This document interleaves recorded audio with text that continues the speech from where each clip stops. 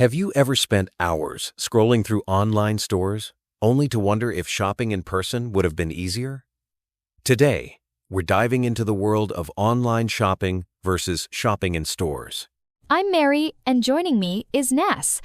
In this lesson, you'll listen to a conversation about shopping, learn useful vocabulary, and practice what you've learned with some exercises. By the end, you'll feel more confident talking about shopping in English, whether you love browsing websites or prefer walking through a mall. Here's how we'll break it down.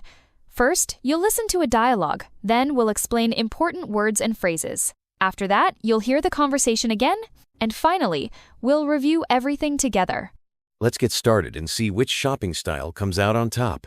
Nas, do you usually shop online or do you prefer going to stores? Honestly, I prefer online shopping most of the time. It's convenient, and I can compare prices easily. Plus, I don't have to deal with crowds.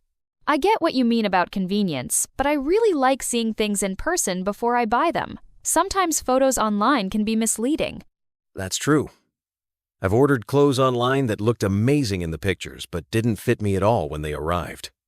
Returning items can be a hassle. Exactly. In stores, you can try things on and check the quality. But I admit, shopping online saves a lot of time, especially when I'm busy. And there are often more options online. Sometimes I find things on websites that I can't get in local shops. That's a good point. I guess both ways have pros and cons. For gifts, I usually shop online, but for clothes or shoes, I like to go to the store. Same here. Also, online reviews really help me decide what to buy. People share their experiences, and it makes choosing easier. Reviews are helpful, but sometimes people complain about small things.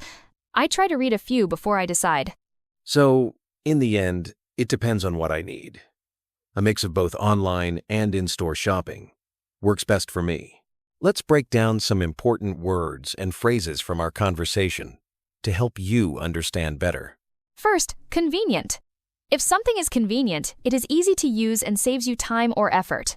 For example, shopping online is convenient because you don't have to leave your house. Next up is compare prices.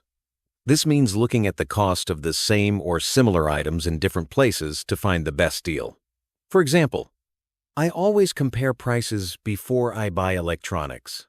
Now, deal with crowds. This means to manage or handle being around many people in a store. For example, I don't like to deal with crowds during holiday sales. Another word is misleading. If something is misleading, it gives the wrong idea or impression. For example, the picture of the jacket online was misleading. It looked different in real life. Let's talk about hassle. A hassle is something that is annoying or causes problems. For example, returning shoes I bought online was such a hassle. Try things on means to put on clothes to see if they fit or look good. For example, I always try things on before I buy them. Here's pros and cons. Pros are the good things and cons are the bad things about something. For example, both online and in-store shopping have pros and cons. The phrase local shops means stores that are near where you live. For example, sometimes I like to support local shops in my neighborhood. Let's not forget online reviews. These are opinions or comments people write about products or services on the internet. For example, before I book a hotel, I always read online reviews. Returning items means sending products back to the store because you don't want them or they are not right. For example, returning items bought online can sometimes take a long time. A mix of both means using two different things together. For example, I use a mix of both online and in-store shopping depending on what I need. Now that you know the key vocabulary, let's listen to the conversation one more time. This time, try to notice how we use the words and phrases we explained. You might catch details you missed before, so focus and see how much more you understand. Feel free to pause or rewind if you need, and try to listen for the context of each vocabulary word. Ready? Here comes the dialogue again. Let's check your understanding with a few quick exercises. I'll ask some questions, try to answer before Mary gives you the correct response. First one. If shopping online is easy and saves you time, which word describes this? That's convenient. Next, what do we call it when you send something back after buying it? Returning items. How about this? If a picture of shoes looks very nice online but in real life they aren't, what word would you use? That would be misleading. Here's another. What phrase means looking at the cost of products in different places? Compare prices. Now, which phrase do we use for good and bad points about something? Pros and cons. One more. What do you call the opinions people write about products on websites? Those are online reviews. Great work, everyone. If you want, pause here and try making your own sentences with each word. That's a perfect way to remember them.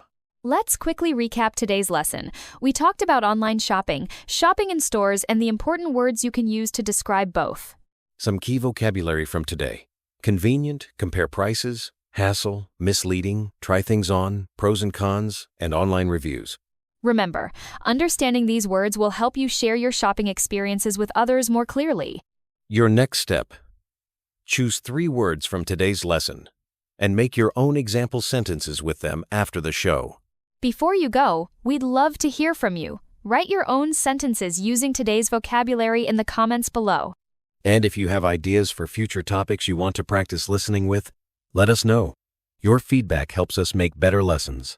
Thanks for joining us today. Happy studying and happy shopping, everyone.